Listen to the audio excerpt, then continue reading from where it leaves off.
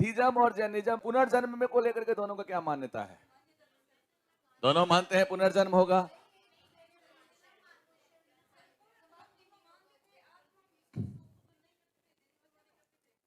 क्या? अब फिर से एक बार रिवीजन करा दूंगा। 3 बातें बताई थी, दोनों ही अनिश्वरवादी धर्म है।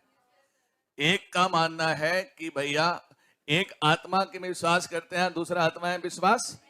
तो कौन जो आत्माएं विश्वास करते हैं वो जैनिज्म, और जो नहीं करते हैं वो बुद्धिज्म। परंतु दोनों कर्म के फल में विश्वास करते हैं। एक ने कर्म को ही क्या बोला है? विचार, मतलब विज्ञान और विचार और पुनर्जन्म का कारक, और दूसरा ने बोला है कर्मांति की बात की है। कि दोनों कर्म में विश्वास करते हैं और पुनर्जन्म में विश्वास करते हैं। तो आंसर बोलने में क्या समस्या है आपको? हाँ, बुद्ध खुद कहते थे कि ईश्वर नहीं होते हैं, बट बुद्ध को ईश्वर मान लिए। वही बात हुआ कि मतलब बाबा खुद थोड़ी बोलेंगे कि ईश्वर हूं मैं। मतलब ऐसे करके लोगों ने बना दिया, चेलों का गड़बड़ी है, बाकी बुद्ध के लिए। ये सारे यूपी से क्वेश्चन में तुम फंस रहे हो, बाकी सब निकाल दे रहे हो। वन लाइनर टाइप में क्वेश्चन तुम, इसका आंसर है कर्म और पुनर्जन्म के सिद्धांत को लेकर के दोनों सहमत हैं। सहमति का तो बिंदु पूछ रहा है ना क्वेश्चन, जिसमें दोनों में सहमति हो। सिर्फ असहमति का कारण पता है क्या था? दोनों में घोर असहमति था, आत्मा को लेकर के और सृष्टि के निर्माण को लेकर के। सृष्टि को निर्माण को लेकर के बुद्ध भगवान का कहना था कि ये अबुझ पहेली है, इसको जानने का प्रयास नहीं करिए। पहली चीज, निर्वाण के प्रश्न पे बुद्ध मुस्कुरा देते थे। तुमको बताऊं, बुद्ध बहुत सारे क्वेश्चन अनअटेम्प्टेड छोड़ दिए हैं, लेकिन महावीर भगवान ने सारे क्वेश्चनों का अटेम्प्ट किया है, गलत या सही तो बात की बातें हैं। गलत हम कौन होते हैं, सही कौन हम होते हैं बोलने वाले। बुद्ध से पूछो कि निर्वाण के बारे में कुछ बताइए बाबा, आपको निर्वाण प्राप्त हो गया है, मुस्कुरा देते, कहते कि अनुभव की चीज है, ये बताने की चीज। खुश रहो। मैंने बोला कि मैंने देखा है, एक ऐसा देखा दृश्य, ऐसा दृश्य देखा, मजा आ गया एकदम, हमें ज्ञान प्राप्त हुआ। तुम बोलो मुझे बताओ कैसा दृश्य? बोली जब देखोगे तो पता चलेगा, बताया नहीं जा सकता है। सबसे साधारण तरीका है एक्सप्लेन करने से बचने का। तो निर्वाण नहीं बताया बुद्ध भगवान ने, और क्या नहीं बताया कि धरती कैसे बना है। जिसने भी पूछा उनसे कि धरती कैसे बना है, तो ये बोल के टाल देते थे हंसी मजाक में कि आपको दोबारा बनाना है क्या। बोले ये क्या जवाब हुआ। और जैनियों ने क्या बोला है कि धरती बना नहीं है और धरती बिगड़ेगा नहीं। क्या है ये? परमानेंट। यूपीएससी यही पूछती है। तुमको बता तो रहा हूं, मैंने जो आपको कॉन्सेप्ट दिया है ना, वो यूपीएससी के उठाने वाले क्वेश्चनों का कॉन्सेप्ट है। बाकी ये बुद्ध है, जैन है, जन्म लिए, मृत्यु हुआ है, तो सब किसी को पता है। कार्डियल पॉइंट बता दिया बुद्धिस्ट फिलॉसफी का। एक के पास इसका आंसर नहीं था, और सबसे बढ़िया कौन आंसर दिया है भैया? सनातन। इसलिए नहीं बोल रहा हूं कि मैं हिंदू हूं, जो हमारे समझ से लगता है वही है। बताया कि धरती किसने बनाया है, सृष्टि किसने बनाया है? भगवान ने। खेल खत्म। भगवान कौन है? पागल हो तुम, भगवान अनुभव करोगे? जाओ तप करो, योग करो, मरो, दिख जाएंगे, जाओ बक। अब उनको ही बोलने में तकलीफ था, क्योंकि अनिश्वरवादी धर्म थे। तो सबसे पहले उन्होंने क्या किया? बुद्ध और जैन ने ईश्वर की सत्ता को नकारा। तो उनको कंफ्यूजन हो गया, जब ईश्वर है नहीं तो ये सृष्टि बनाया कौन? पहला सवाल ठोके आकर के दोनों से। कौन? वैदिक वाले। वेदों वालों ने क्या बताया? वैदिक धर्म वालों ने कि बताओ भैया ईश्वर नहीं है तो सृष्टि बनाया कैसे? तो बुद्ध भगवान तो निकल गए, अरे तुमको पता नहीं, तुम मतलब सृष्टि बनाए कैसे हमको नहीं पता है, और तुमको पता है वो भी नहीं बनाए हैं। खैर छोड़, सृष्टि कैसे बनाया, बन गया। और जैन वाले जो महावीर आचार्य हैं वो कह रहे हैं कि ना सृष्टि को किसी ने बनाया है, ना सृष्टि कोई बिगाड़ सकता है। ये सत्य है, शाश्वत सत्य है। तो दोनों में ये बड़ा अंतर है। तो एक दोनों ही कर्मांतिवादी और दोनों कर्म का सिद्धांत। हम क्या मानते हैं सनातन के अंदर? कि कर्म का सत्ता अलग है और फल का सत्ता अलग है। वर्तमान दर्शन हमारा है। बुद्ध भगवान क्या मान रहे हैं? कर्म का सत्ता और फल का सत्ता दोनों कर्म में ही निहित है। हम जो कर्म करेंगे वही हमारा पुनर्जन्म तय करेगा, और कर्म ही नहीं, विचार। बुद्ध भगवान ने कर्म को 2 हिस्सों में बांटा है। एक जो हम एक्शन हाथ से, पैर से, सब इंद्रियों से कर रहे हैं, और एक हमारा विचार। हमारा विचार है, मैं तुम्हें मुंह से कह रहा हूं वाह कितना अच्छा बच्चा है ये, और विचार कर रहा है कि इसको जान से मारने के मेरे अंदर चल रहा है। तो मैं विचार से हिंसक हूं, और आगे जाकर के मैं हिंसक विचार मेरा हमारा पुनर्जन्म कराएगा, और मैं बहुत बड़ा डाकू बनूंगा। ऐसा बुद्धिस्ट का मानना है कि आत्मा उत्मा पुनर्जन्म नहीं कराता है। पुनर्जन्म कौन कराता है? हमारा विज्ञान। और विचार को, कर्म को ही क्या बोला गया है? विज्ञान का नाम दिया गया है। पूरी फिलॉसफी समझा दे रहा हूं वापिस से तुम्हें, ये बुद्धिज्म का फिलॉसफी है। और जैन धर्म में क्या बोला गया है कि आत्मा के एग्जिस्टेंस क्या है कि नहीं है? है। और आत्मा का एग्जिस्टेंस क्या है? पशु पक्षी किसी तरीके से मेरा आत्मा बन सकता है।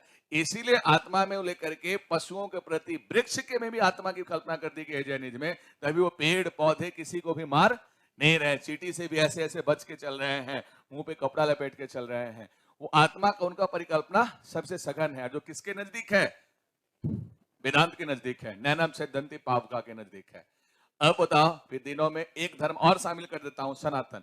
फिर अंतर समझो, सनातन क्या कह रही है? सारे सवालों का उत्तर दे पा रही है, गलत सही बात में होगा, अनअटेम्प्टेड क्वेश्चन सनातन ने नहीं छोड़ा। सनातन वाले से पूछा गया कि भैया सृष्टि किसने बनाया है? एक ही ग्रंथ है जिसने इसको एक्सप्लेन करने का प्रयास किया, वो सांख्य दर्शन। और सत्य तो ये है कि सांख्य भी इसको समझा पाने में उतना सहमत नहीं रही। तब सांख्य को समझाया बाद में श्री कृष्ण ने। सांख्य बता नहीं पाए, बोले कि शून्य से पहले भी कुछ था, और वो क्या था? ऊर्जा, एनर्जी। और अब ये नहीं बता रहे कोई एनर्जी से पहले क्या था, फिर तो वही बात होगी पहले मुर्गा आया कि पहले अंडा। अब तब आए जाकर गीता में कृष्ण, जो गीता को कहते युद्ध से अर्जुन बेवकूफ हो, तब गीता ने आके कृष्ण ने सबसे पहले सारा दर्शन का बिंदु मिटा के और कह दिया कि उससे पहले मैं था, उसके मैं रहूंगा, सृष्टि 100 बार बनेगी, 100 बार बिगड़ेगी, और मैं वहीं रहूंगा, मैं ही मैं हूं। ये सही बात है। तो यहां सबसे इसीलिए गीता के इतना महत्व दिया जाता है, धर्म से परे होकर के। सारे दर्शनों का अंतिम सार गीता में भगवान ने पटक दिया। यही तो कंफ्यूजन था कि किसने बनाया, किसने बनाया, किसने बनाया, किसने बनाया। भगवान कह रहे हमने बनाया, खत्म काम।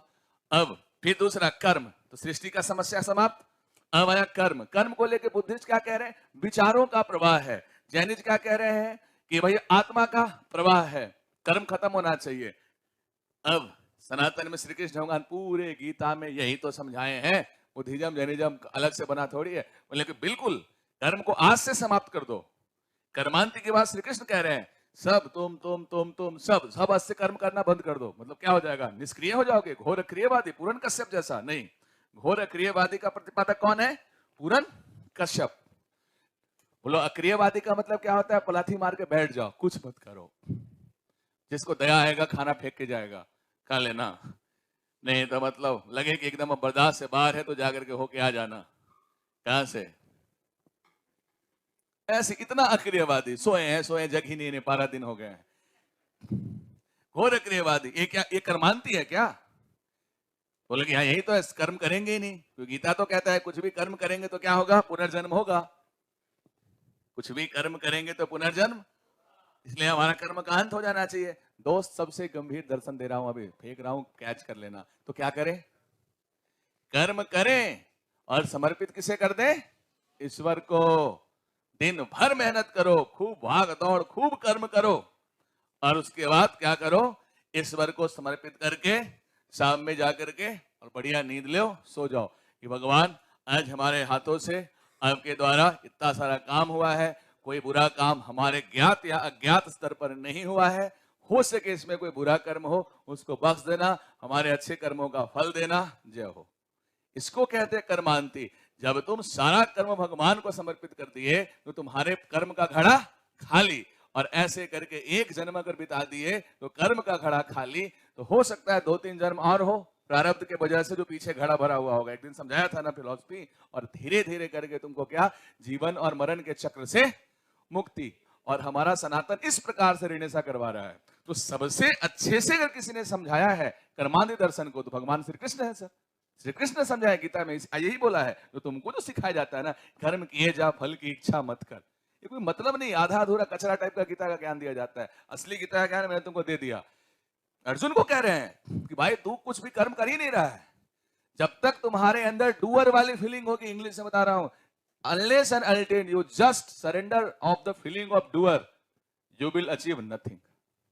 जब तक तुम्हारे अंदर से कर्ता वाला अहम नहीं खत्म होगा, तब तक तुम कुछ भी प्राप्त, कम से कम भगवत भक्ति प्राप्त कर ही नहीं सकते हो। डूअर की फीलिंग में हम है ना सर, ये हमने तुम्हें पढ़ा दिया, हमने ये कर दिया। क्या बोलना है कल से हमें? ईश्वर ने मेरे से एक लेसन तुम्हें पढ़वाया, ईश्वर ने हमें मौका दिया, हम आपसे लेसन पढ़ गए। समझ में आ रही है बात? जो पहुंचे हुए या उस रास्ते में गए संत होते हैं, वो कभी नहीं कहते हैं कि ये काम हमने किया, बोलते हैं परमात्मा ने मेरे से ये काम करवाया। संत ना हो तो भी कहते हैं, या परमात्मा ना बोले उसकी जगह प्रकृति बोल दे, चलेगा, श्री कृष्ण ने खुद ही बोला है कि मैं ही प्रकृति हूं। प्रकृति मतलब कीर्ति से पहले। कुछ लोग परमात्मा बोलने से डरते हैं, लगता है कि कहीं हमको पढ़ा लिखा गंवार घोषित न कर दिया जाए। तो खुद कृष्ण ने बोला है सांख्य में कि इस पूरे कृति से जिसको तुम देख पा रहे हो वो क्या है? कृति है। और इससे पहले जो था वो क्या है? प्रकृति है। और प्रकृति उससे पहले कौन थे? कृष्ण। यानी खुद बोल दिया है, वही नारायण वासुदेव जो भी बोल दो। तो भाई साहब एकदम क्लियर है। कर्मादि दर्शन तीनों का फिलॉसफी। जैन कहते हैं कर्म का अंत करो, बताया नहीं कैसे करो। बुद्धिस्ट कहते हैं कर्म का अंत करो, बताया नहीं कैसे करो। और श्री कृष्ण कहते हैं हम बता रहे हैं, सब कंफ्यूज जा रहे हैं, मैं सीधे सीधे बता रहा हूं। क्या करना है? दिन भर काम करके और हमारे ऊपर छोड़ दो। कर्म का सत्ता अलग है और फल का सत्ता अलग है, और फल देने वाला कौन है? मैं हूं। यही गीता का फिलॉसफी है। और गीता से ठीक पहले कौन सा फिलॉसफी था, चलता था अपने यहाँ? पूर्व मीमांसा, महर्षि जैमिनी का दिया हुआ फिलॉसफी। 5-6 फिलॉसफी शुरू हो। चलो, सांख्य, योग, उसके बाद न्याय, फिर वैशेषिक, पूर्व मीमांसा, उत्तर मीमांसा। इनका जो दर्शन है ना बुद्ध भगवान लोगों का, ये पूर्व मीमांसक दर्शन है सर। पूर्व मीमांसक दर्शन का मतलब समझिए क्या होता है। पूर्व मीमांसक लोग ये कहते हैं कर्म में कर्म का सत्ता निहित है। कर्म और फल के दो सत्ता है ही नहीं। सत्ता मतलब संसार, संरचना, प्रकृति, नेचर, गुण, धर्म, मतलब कर्म में ही फल निहित है। आज जो कुछ लोग इस टाइप के होते हैं ना, ज्यादा मोटिवेशन लेक्चर देख के आ गए यूट्यूब पे कि हम कर्म करेंगे तो छक मरा के भगवान को फल देना पड़ेगा, हाँ गर्दा उड़ा दूंगा, इतना पढ़ूंगा कि रिजल्ट हो जाएगा। और इतना गा करते हैं कि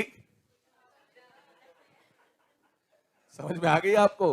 उतना नहीं समझ रहा जितना तुम समझ गए। ये सबसे सारे बाबूलाल समझा है। मैंने बोला हंसने लग गया आधा ही बात पे, समझ गया कि बाद में आप वहीं छोड़ने वाले हो बात को। नहीं, ऐसे मोटिवेशन लेक्चर से वीडियो नहीं देखना है। अरे भाई इसका मतलब क्या है? वो गलत नहीं है। वो किसको ओबे कर रहे हैं? जैमिनी। जैमिनी महाराज ने क्या बोला था? और हमारे धर्म से है सर, सनातन से है। उन्होंने क्या बोला था? उन्होंने बोला कर्म इतनी शिद्दत से करो कि कर्म से फल निकल जाए। पता है क्यों बोला था? ब्रह्मणवाद को प्रमोट ज्यादा करना चाहते थे।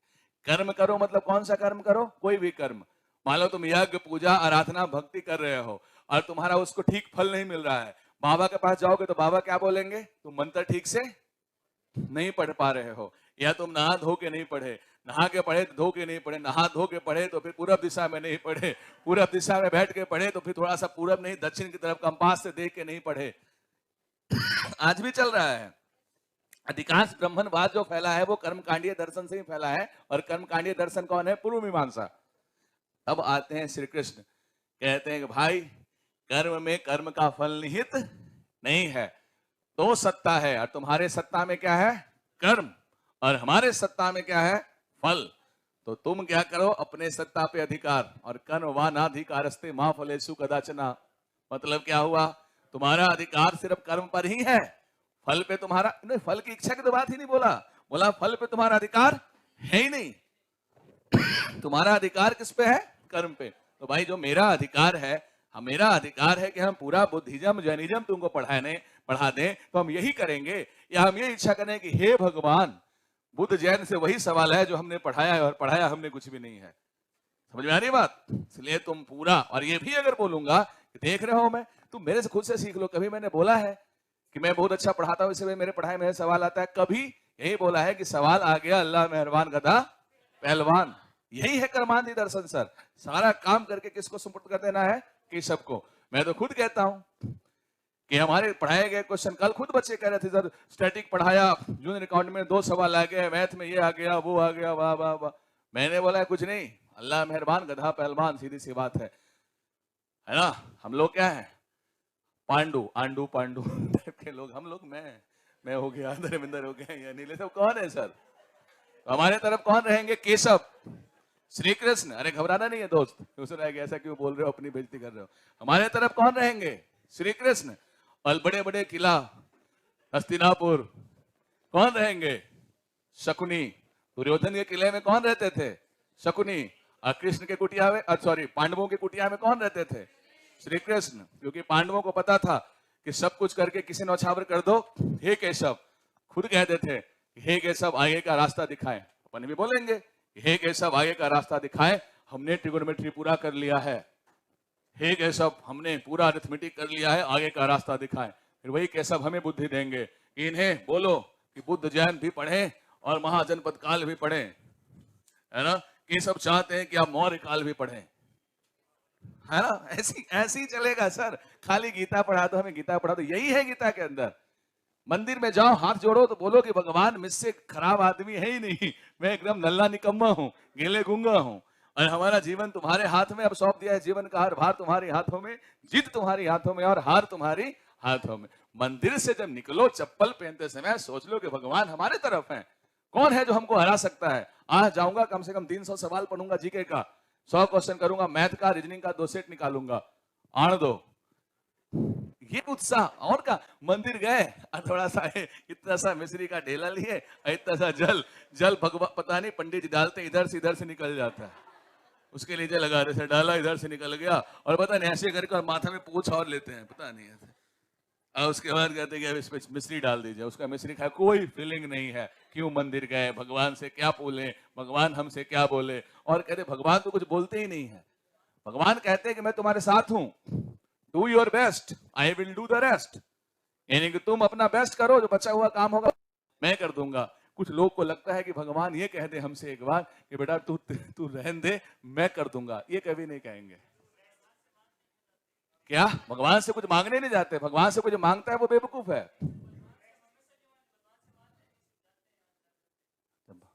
ठीक करते हो। भगवान को रामू का कहे कि भगवान हमको 2 कप चाय पिलाओ, भगवान हमको एक कार लाके दो, भगवान हमको पैसा दो। और सबसे बड़ा समस्या क्या है कि कुछ लोग तो इतना भगवान से क्या मांगने जाते हैं, उनकी पत्नी। नारायण से लक्ष्मी मांगने जाते हैं सर। मंदिर में बैठे हैं नारायण स्वयं हरि रूप में, कहते हैं भगवान थोड़ा सा लक्ष्मी दे देते हैं 2 दिन के लिए बस। रावण जैसी स्थिति है तुम्हारी, कभी लक्ष्मी नहीं मिलेंगी। भगवान से बोलो कि हे भगवान, दोनों पति पत्नी हमारे घर चलिए, सेवा का मौका दीजिए, और चलिएगा थोड़ा दिन रुकिएगा। समझ रहे हो। जब भी लक्ष्मी आएंगी तो नारायण के साथ आएंगी, और साथ में गणेश भी आएंगे। लक्ष्मी गणेश का पूजा साथ ही तो होता है ना सर। अकेले लक्ष्मी पूजा की हो कभी क्या दिवाली के दिन? मत कर देना, दिमाग घूम जाता है सर। अगर गलती से लक्ष्मी अकेले आ गई ना, बुद्धि भ्रष्ट हो जाएगा। रावण ने सीता का हरण कर लिया था, सीता ही लक्ष्मी थी सर। सीता कौन थी? लक्ष्मी। नारायण पति, नारायण ही तो श्री राम के रूप में थे, यानी हमारी महागौरी महालक्ष्मी तो सीता थी। ले गया ना रावण सीता को हर करके, देख लीजिए क्या हो गया। और आप लगे हो लक्ष्मी को लूटने के चक्कर में। ये लक्ष्मी अयो रामा। समझ रहे हो। आज से अब बताओ, इतना ज्यादा अच्छे से दर्शन तुमको समझा पाएंगे। बाबा जो मंदिरों में बैठ के प्रवचन करते हैं, वो तो सारी दोहा पढ़ के सुना के तुमको मोटिवेट करेंगे। रियल दर्शन ये है। बुद्धिज्म हो जैनिज्म हो, कर्मांति बता दिया तुम्हें, पुनर्जन्म बता दिया तुम्हें, और सृष्टि की रचना। इसके बाद तुम जैन धर्म बौद्ध धर्म से दार्शनिक पक्ष का क्वेश्चन कोई भी टटोलो। आने दो ना सर, 2-1 क्वेश्चन और दिख रहा है हमको। दर्शन के क्वेश्चन छाटूंगा सिर्फ।